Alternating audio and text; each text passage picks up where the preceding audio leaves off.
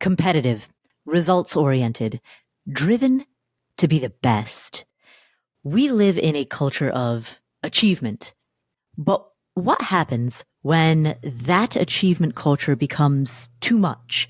When the load of it, whether it's the drive to reach financial independence at an earlier age or the drive to reach a certain net worth, the drive to get promoted in your company, the drive to be a better parent, the drive to succeed in whichever way you define it, or perhaps all of the myriad of ways in which you define it. What happens when that becomes overwhelming? You don't want to sacrifice the dream, but you also need the pathway to be sustainable. That's what we're going to discuss today. Welcome to the Afford Anything podcast, the show that understands you can afford anything, but not everything. Every choice that you make is a trade-off against something else. And that doesn't just apply to your money, that applies to your time, your focus, your energy, your attention, to any limited resource you need to manage. And that opens up two questions. First, what matters most? And second, how do you make decisions accordingly? Now, answering those two questions is a lifetime practice, and that's what this show is here to facilitate. My name is Paula Pant. I am the host of the Afford Anything podcast. On today's episode, Jennifer Breheny Wallace, the author of the New York Times bestseller, Never Enough: When Achievement Culture Becomes Toxic and What We Can Do About It, shares with us how to manage our need for success and simultaneously avoid the traps that come with that obsession. So she offers insights into the consequences of a culture that is obsessed with success and discusses very practical solutions to common challenges that we face. So if you have ever felt the burnout that comes from trying to do it all, and you feel like there's got to be a smarter way to navigate success without losing your sanity, you'll enjoy this episode. Here she is. I'm here with Jennifer Wallace, who writes about when achievement culture goes too far, when it becomes toxic. So I'd love to chat with you about that. So thank you for being on the show. Now let's start with some definitions, right? What is going too far when it comes to our ambitions? When it goes too far is when our sense of self is tangled up in our ambitions, in our achievements, so that we only feel like we are worthy or matter when we're achieving. And when we're failing or not achieving and our self-worth sort of goes down the toilet, that is when it becomes toxic. There is, in some families, very much a message that your purpose for being on this earth is to go do something great. The justification of you being a carbon-based life form that breathes oxygen is so that you can go make a contribution to humanity. How do we disentangle a sense of innate worthiness from that desire to, in the words of Steve Jobs, leave a dent in the universe? I think there's nothing wrong with wanting to leave a dent in the universe. I think that is what drives purpose and meaning in our lives. So I certainly don't want people not to want to be positive contributing members of our society. I mean, it's important for our society to function, and it's important for our mental health that we think that we can make a positive impact on the world around us. But what I want to do is raise children, have people in my life who know that their worth is constant, whether or not they achieve, whether or not they fail, that who they are deep inside is what matters. I have gone in search of the healthy strivers. What do people who are achieving in healthy ways have in common? What is school like for them? What are their relationships like?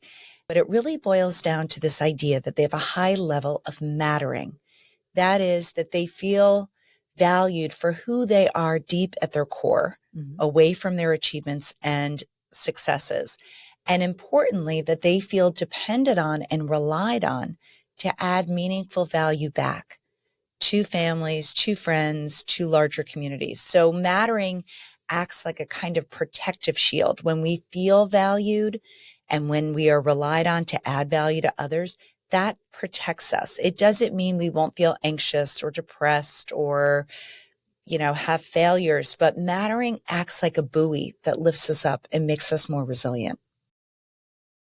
How can a person, anyone who's listening to this, who perhaps over identifies with their work and whose sense of mattering is so rooted in their work, how can they start to work out of that? And I want to break up this question into sort of different life stages, because there are some people who are listening to this who are early in their careers.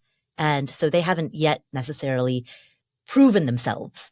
And there are other people who are listening to this who are right on the verge of retirement. And they need to disentangle a sense of self from their job, because very soon they're going to retire.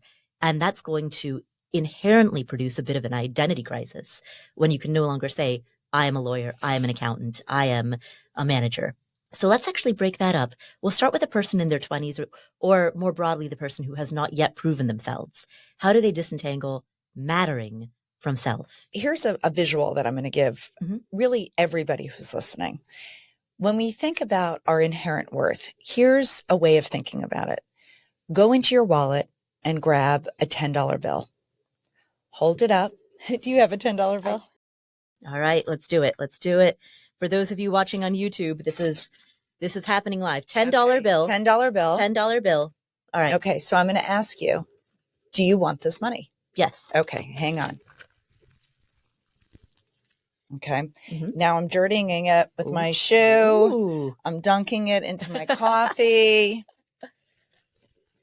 Do you want this dirty, wrinkled, soggy $10 bill? I still do. You still want it. You know why? Because like your worth, this value doesn't change. Whether you've been knocked down, whether you've failed at work, feel crumpled up, soggy inside, your worth is your worth no matter what. So this to me, and I'll give you back your money, this will dry out and this will de-wrinkle, if that's a word. I think it's a reminder, because we live in a society that likes a consumer culture that wants to sell us things to make us feel more worthy. And social media only magnifies and exacerbates the problem. So what I'd like to do is to help people make the thinking around unconditional worth visible. And whenever you're feeling like you're not worthy, reach into your wallet and crumple up one of your bills and remind yourself that your value is your value no matter what. So for a young person who's just starting out, again, ambition is great. I love ambition, but it needs to be part of a full life. We set ourselves up for negative mental health issues, and we set ourselves up for potential substance abuse problems if we put too much of our worth into one bucket, into work, things that we don't always have control over, right? We can't control for downsizing. We can't control for those things. So we need to have a sense of worth that is not firmly tied in our work or firmly tied in just raising our kids, because they're going to go to college and they're going to start their own lives. And when you talk about people who are in retirement, mattering matters throughout the lifespan. And the times when it is really in flux, our mattering is when we're adolescents and we're building a sense of self, right? And so we're trying to figure out who we actually are, where we fit in the world. And when we retire, and also empty nesting, or changing careers, or relocating and feeling like we're alone, we're starting over again. And the same thing with retirement, that we need to plan our mattering in retirement. Where are we going to add value when we are no longer adding value at work? What does that look like? How is adding value determined? What does it mean to add value? So the way I like to think about it is just values generally, right? So I'm going to really oversimplify this, but researchers who study values find that we all have, roughly 12, 14 or so core values inside all of us. And no matter where we live in the world, we have these values, and researchers separate them into extrinsic values and intrinsic values. So extrinsic values could be things like career success, financial success, wanting to buy the big house, wanting to have the high status career. Those are extrinsic values. Then there are intrinsic values, things like wanting to be a good neighbor, wanting to be pro-social, wanting to be good to the environment, or wanting to grow spiritually as a person. Those are intrinsic values. And here's why understanding our values is so important. Because when we are overly focused on extrinsic values, researchers have linked that with negative mental health and substance abuse disorder. Intrinsic values are linked with the well-being that we all seek and want. Values operate like a zero-sum game. So the more time and energy we spend pursuing extrinsic values, the less time we have in our life to pursuing the intrinsic ones. And so what's important is when we're growing up in these achievement cultures, or raising kids in an achievement culture, or living in a affluent area, we have to be very mindful of the values that are constantly being activated. Mm-hmm. And we have to surround ourselves with other values, like prioritizing friendship in our calendar, prioritizing family time. If we say family time is important, how are we spending our dinners? Are we out with clients, or are we home with our kids? If we say friendships are a core importance in our life, is it reflected in our calendar and how we spend our time? So values can be very protective. And when you talk about the adding value, I think we can add value to ourselves, but we need to balance that with adding value to others. When we are overly consumed with adding value to ourselves and our own spiritual growth and our own success, we become out of whack. Our lens becomes too self-focused. And what happens when that happens is that we are exposed to a very kind of up and down kind of life when we are overly identified with our own failures and successes. So I'm hearing a couple of things. One is that adding value to yourself would be that achievement culture of, I've got the best job title, I've got a $5 million net worth, I've got the best house and the best car and a six-pack abs, right? That level of achievement would be adding value to yourself. Whereas adding value to others would actually be that dent in the universe, even if that dent was made anonymously. Yes. I would also say that within adding value to ourselves, there's the extrinsic adding value to ourselves, which is what you named, but there's also the intrinsic, which is growing as a person, wanting to, have better coping skills so that your relationships can be stronger. Adding to the self, wanting to eat in healthy ways, prioritizing our sleep. So these are things that I think are not extrinsic. These are intrinsic pursuits to make us a strong, resilient person.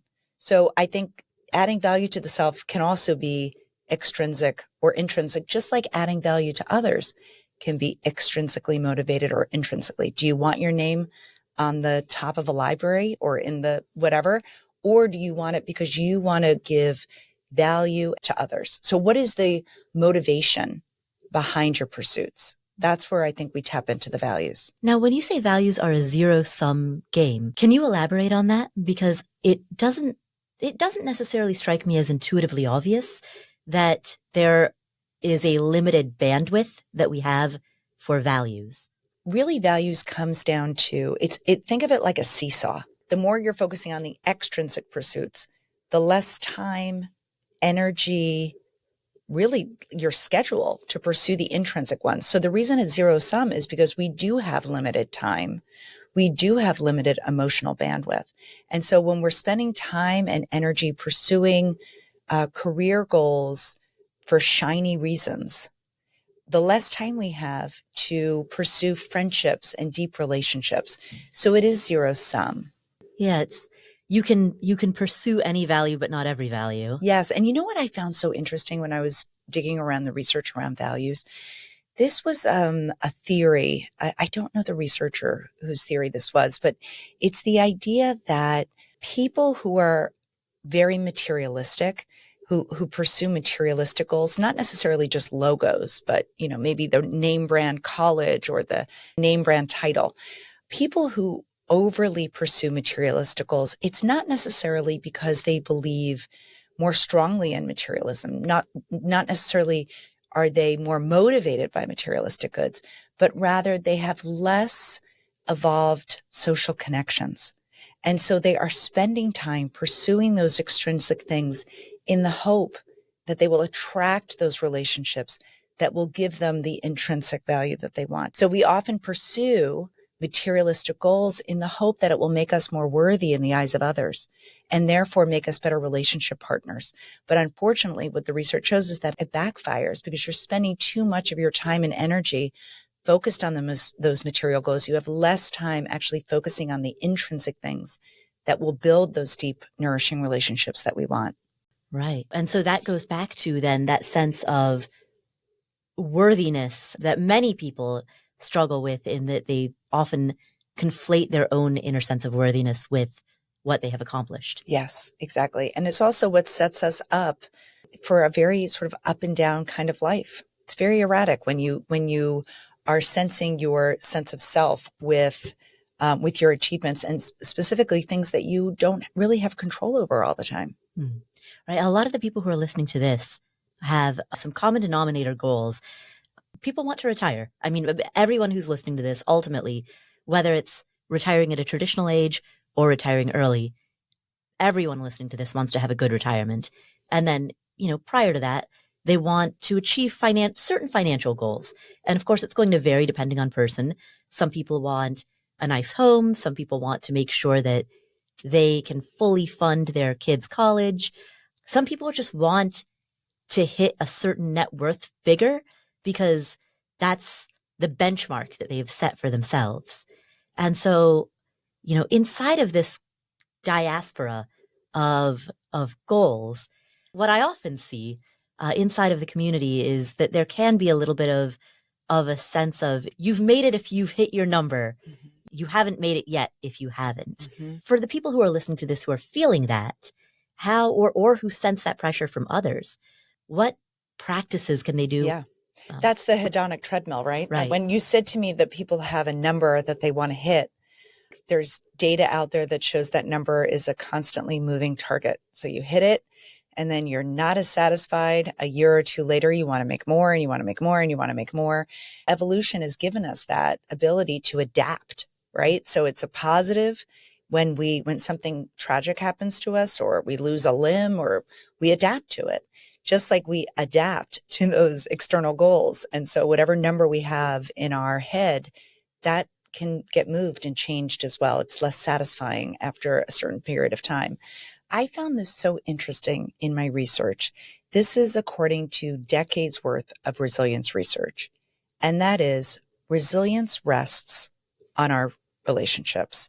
So what I would say to people is that if they are struggling, to spend time developing one or two or three deep relationships where you can be vulnerable, where you can say what's bothering you, when you can admit to your insecurities, and to have a reciprocal relationship with somebody who can admit that to you. And what you will find, I believe, is that the more you can invest in your social fabric, that becomes what you go to when you are struggling. So I would say the number one thing to do is to prioritize your relationships. We are sold a bill of goods by the multi-billion-dollar wellness industry. Just download this meditation app, say this mantra. Those might be good stress reducers, but they don't give us the resilience that deep, nourishing relationships give us. I would go to try to create those authentic connections. They say a child in distress needs a sturdy adult, right? They need one adult. Well, guess what? Adults also need a sturdy adult in their life. And so I would say to really thoughtfully create those relationships. And you might say, if somebody's listening and they say, well, how do I create? If I don't have that kind of relationship, how can I create that relationship? This has been studied, this idea of what's termed authentic connections. There was an original study out of the Mayo Clinic of busy physician mothers and nurse practitioners and other busy people at the Mayo Clinic. And researchers were looking at how many hours does it take to create an authentic connection with somebody? They created these 8-week pilot study, and they had people once a week for 1 hour meet in person with someone facilitating the hour, but not a psychologist, just somebody keeping the conversation going. And again, it wasn't advice that they were seeking. It was just being heard, being validated, being understood. They found that it took 8 weeks, 1 hour a week, and they measured the physician's cortisol levels. They did wellness surveys, and they found that that resilience that they were seeking was found in the relationships, and it was 1 hour a week for 8 weeks. That model has been replicated on Zoom. So Zoom will also give us benefits, but what it takes is deliberate time. It takes us putting that in our calendar, that 1 hour a week, with what researchers of those studies call a go-to person. So literally, this sounds very cringy, but the researchers say you have to go and find your person and say, will you be my go-to person when I am struggling? Will you be the person that I reach out to? And very often the person will be honored and say yes. And will you be my go-to person? And then you set in your calendar 1 hour a week, either to meet or to be on Zoom, and meet with that person and really be methodical about it. There's another study where scientists were looking at two people standing at an incline, a hill, and they measured how steep they thought the hill was. When a person was alone, it was measured as much steeper. So what does that tell us? It tells us that when we have someone with us, when we have someone in our life going through life with, we don't feel alone. It's almost like these deep relationships act like a kind of shock absorber from life's everyday stress. So after learning all of this research, I created this own mantra in my head. When you're feeling overwhelmed, when you're feeling in distress at any time, I want people to remember this: never worry alone. That is something that I read from Ned Hallowell, who's a psychiatrist. But to me, it represents the research, which is if we have people with us going through our lives, almost everything is manageable. Never worry alone. And I'm glad you brought up Zoom, because that was actually going to be my follow-up question was, in this modern world, so many people live several states away from their best friends, their family, their siblings. Many people, their closest relationships are long distance relationships. And the research shows those connections with that 1 hour a week can be just as strong. Absolutely. And there's published research to find this. So what I did during COVID, when we were all isolated, and this has carried over since COVID, is when I couldn't see my friends, and many of them during COVID have now left New York City, so I don't see them as often. We put in literally into our calendars 1 hour a week. We made it Friday afternoons for an hour, and we were really religious about it. And my kids saw me doing that. My kids heard me. I would go up to the third floor where we don't have a door, and I would occasionally hear my kids, footsteps on the stairs listening to my conversations. But it was me opening up to my friends and my friends opening up to me about the struggles of going through COVID, the struggles of work, of balancing work and kids and family and being part of, a sandwich generation. We are often told as Americans that we have to be self-reliant, independent, and that's sort of the goal of raising kids too, to make them self-reliant and independent. That is certainly a good goal, to be independent, to be able to meet some of your needs. But what I have found in my research is that healthy strivers strive for a more profound goal, and that is interdependence. Knowing how to rely on other people and have other people rely on them in healthy ways. So that is what this Zoom, that is what never worrying alone, that is what carving time out of your calendar to create these relationships that can give us resilience. That is the power of interdependence. And that study that you talked about, in which a person is standing at the foot of a slope and they judge the slope to be steeper if they are standing alone. Am I correct in interpreting that to mean that we perceive hardships to be harder? Exactly. And they've also looked at somebody coming in for treatment or having a shot or whatever it is, the pain level. When we have someone next to us, the pain decreases. Like I said, almost like it absorbs some of our pain. Like our deep relationships are sponges that we can sort of alleviate our worries and concerns, and those people absorb some of it. What should a person do if they feel isolated in the the type of journey that they are going through.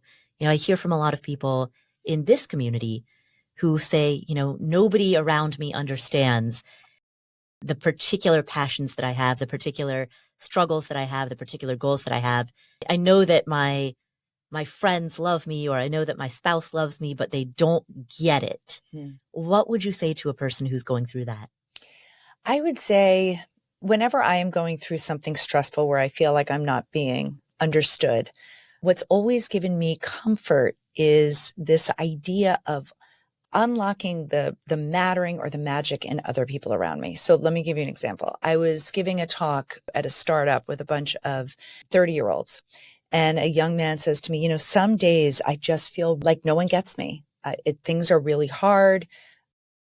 Sometimes I feel like I don't matter. What can I tell myself in those moments? What can I do? And I said, I have something better than telling yourself something. I think what you do is you go down to the cafeteria and you thank the man or the woman who always serves you the warm plate and smiles and asks you how your day is going. And you say to them, lately life has been hard, but coming down here every day and seeing your smile and feeling your warmth, boy, does that lift me. So what I would say is when you are feeling down, when you are feeling misunderstood, when you are feeling lonely, I think the best thing you can do is unlock someone else's value, because what that will do is feed your own value. So when you tell the cafeteria woman how much she lights up your day and she smiles, you then reinforce the fact that you have a positive impact on this world, that you are valuable. So when you are struggling and when you are feeling misunderstood and alone, I think the best thing we can do is unlock the value in the people around us.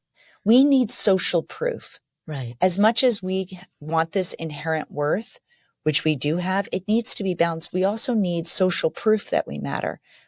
Our self-esteem and self-worth is not developed in a vacuum. Psychologists say it's like a social barometer when we see how other people treat us. So we do need that social proof that we matter. That's what feeds our mattering. Right.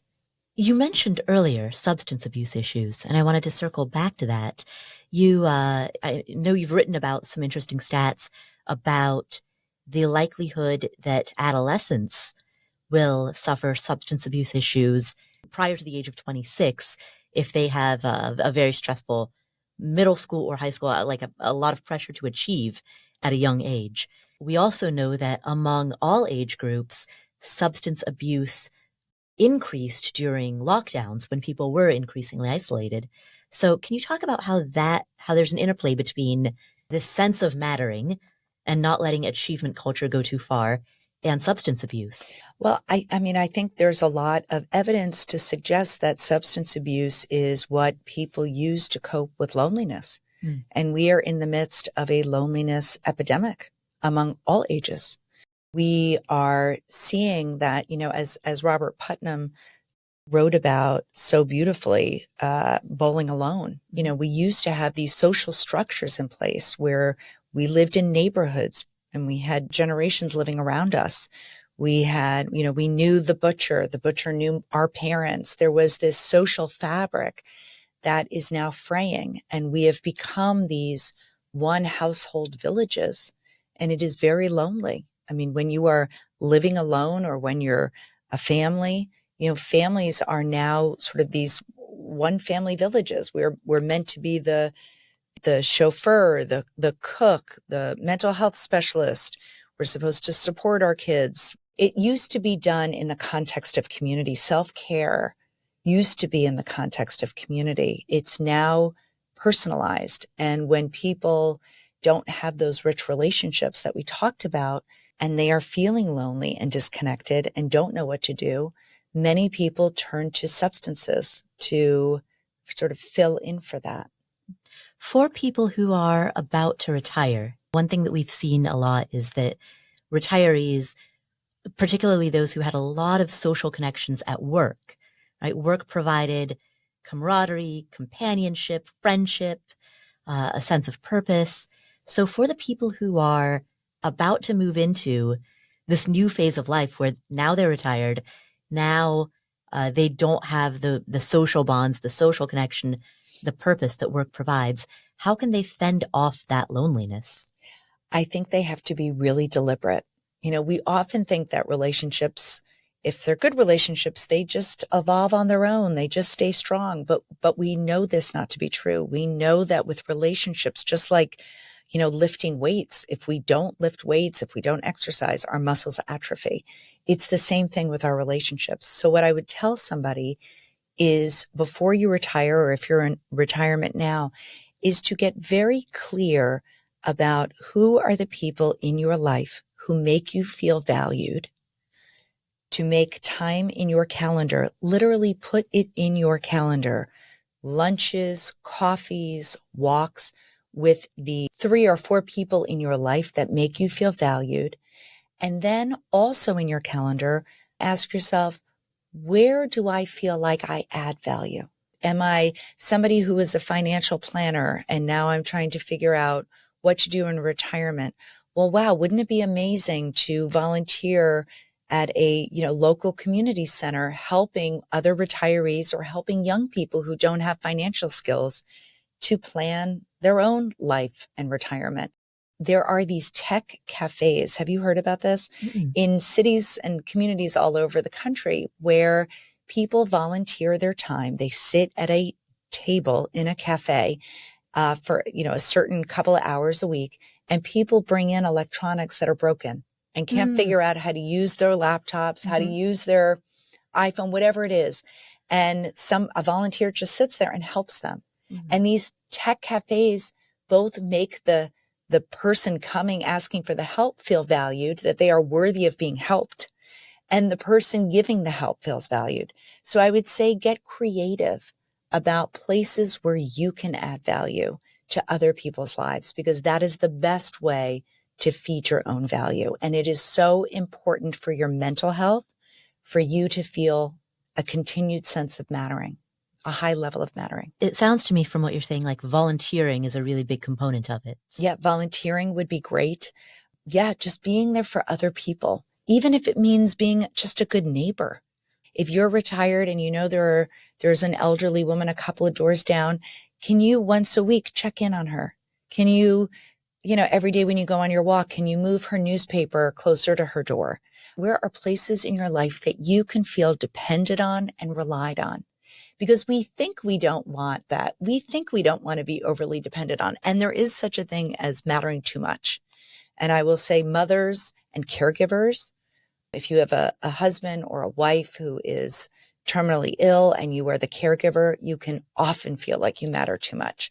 And what I would say to those adults is that you need to focus on filling your own mattering cup as well. You need to be balancing out how much you give others with how much you are giving yourself. So mattering can't just be pouring into other people's cups. We also need to be taking care and valuing ourselves. Right. Right. And that's where a sense of boundaries also come in. Yes, exactly. How can people who have historically conflated their sense of worthiness with their achievements, when they start to make these changes, sometimes these changes might be subtle and these changes might be internal.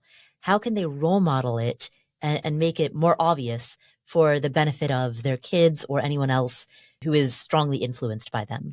Well, what I love is, a technique that I call living life out loud with my kids. I'll give you an example. If you're overly, identified with your work as a writer, I remember my first article for the Washington Post science section, and I had an editor who was seasoned and really good. And I sent in my draft and she sent back a draft with red marks everywhere. And my daughter at the time was struggling with an English paper that her teacher had given back to her with red marks everywhere. And she was like, oh, I'm not a good writer. And I said, you know what? Come over to my desk. I want you to see what this editor did to my piece of writing. And she said, oh my God, you must be so embarrassed. And I said, you know what? At first I'm a professional writer. At first I was like a little embarrassed that I needed so much guidance. But then I thought, you know what? This person is investing in me. They believe in me. And so modeling out loud how you cope with failure or disappointment, or if you're, let's say you miss a deadline or something, you have a failure at work, and you maybe talk about it at family dinner. And then afterwards you say, you know what? I think I've beaten myself up enough. It's time to move on. I'm a human. I'm not a robot. I'm going to make mistakes. Now I have to move on. So modeling out loud these kind of healthy ways of thinking about our failure, that it is not an indictment of our worth. It's simply just a failure, and it's inevitable. We all have them. Right. I've heard that Sarah Blakely, the founder of Spanx, when she was growing up, her father used to ask all the kids around the dinner table, "What have you failed at today?" And everyone had to go around the dinner table and say something that they failed at that day because it was celebrated. That's right. We often hide our failures, but I will say that what makes relationships sticky, what makes us bond with each other, bind ourselves with our relationships, is the messiness of life. That is what's sticky. When we try to hide our failures and present a perfectionist facade, the sort of slick facade, that's not sticky. It's very hard to be connected, deeply connected with someone who presents a perfectionistic facade. And so I would say, let people behind the mask, or take the mask off. How do we know when it's safe to take that mask off? When people will be okay with that vulnerability? Well, I think we have to be careful. I don't think we should necessarily pour our hearts out to everyone. I think we need to, as I say to my son, we need to read the room. We need to see who's in the room. Are they socially skilled enough to give us the validation that we want? Are they people that we feel safe opening up to? So that's why it's so important to have those one, two, or three friends that you really feel like you can count on. Are these people who also are taking their mask off? And, researchers who study relationships talk about vulnerability as like an onion with different layers. So you start with a small thing, a small little confession. And how do they respond to that? Are they validating? Are they embarrassed? Are they not able to take in your small vulnerability? That's not someone who you should necessarily open up fully with. So sort of testing the waters. What do people get wrong, or what are some of the most common misperceptions or misunderstandings about this issue, about this topic of separating your sense of self from your achievements? Well, I think people often think that perfectionism, being a perfectionist, as Tom Curran, who's a researcher, talks about how perfectionism is our favorite flaw. So I think people often think that we need to be perfect to be loved, that we need to be perfect to be worthy. And I'm here to tell you that it's the opposite. It's the messiness. So I think what people get wrong is that they think that they have to have that title, or they have to have that big house, or they have to lose the 15 pounds before they are worthy of that deep connection. And actually, it is in the messiness of our life that people stick to us, that people want us, and that we therefore find the resilience that we're looking for. And is that because people can relate to us? Yeah, because I think we want to see people who are human. Mm-hmm. We want someone in our life that can validate our experience. If we're talking to a perfectionist, we are not going to reveal all of our flaws. And so therefore the relationship just isn't going to get deep. It's interesting because researchers who study perfectionism find that often people adopted it as a coping strategy early in childhood, as a way of coping with conditional love, or what they perceived to be conditional love from a parent. So perfectionism is a coping skill that a child used to win their parents' love because they needed it in order to survive. But unfortunately, it is a coping strategy that backfires because it creates a barrier in deep relationship. So I think what people get wrong is that they think they have to be perfect to be loved, and that they have to be perfect to be respected. Not only is that not true, it actually acts as a barrier. Excellent. Well, thank you for spending this time with us. Where can people find you and your book and the rest of your work, your body of work? I'm on Instagram at Jennifer Breheny Wallace. You can head over to my website at jenniferbwallace.com. and, read the book Never Enough: When Achievement Culture Becomes Toxic and What We Can Do About It. Excellent. Well, thank you. Thank you so much.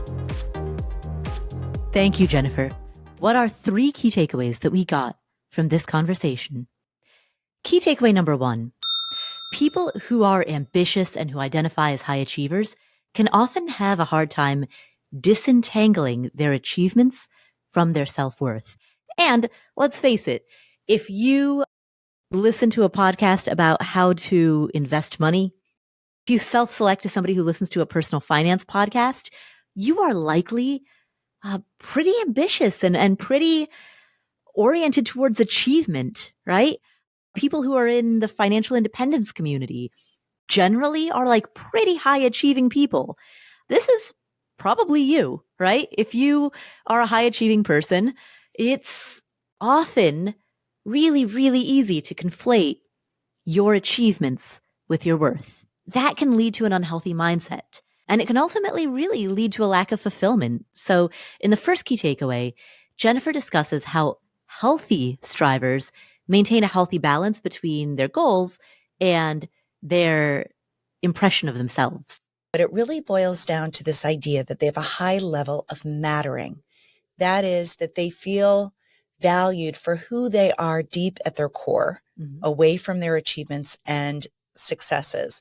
And importantly, that they feel depended on and relied on to add meaningful value back to families, to friends, to larger communities. So mattering acts like a kind of protective shield. When we feel valued and when we are relied on to add value to others, that protects us. It doesn't mean we won't feel anxious or depressed or, have failures, but mattering acts like a buoy that lifts us up and makes us more resilient.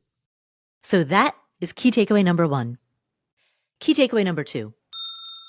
Resilience is the ability to bounce back from hardship. It's critical for your mental health, for happiness, and for long-term fulfillment. But one of the big questions is, how do we build resilience?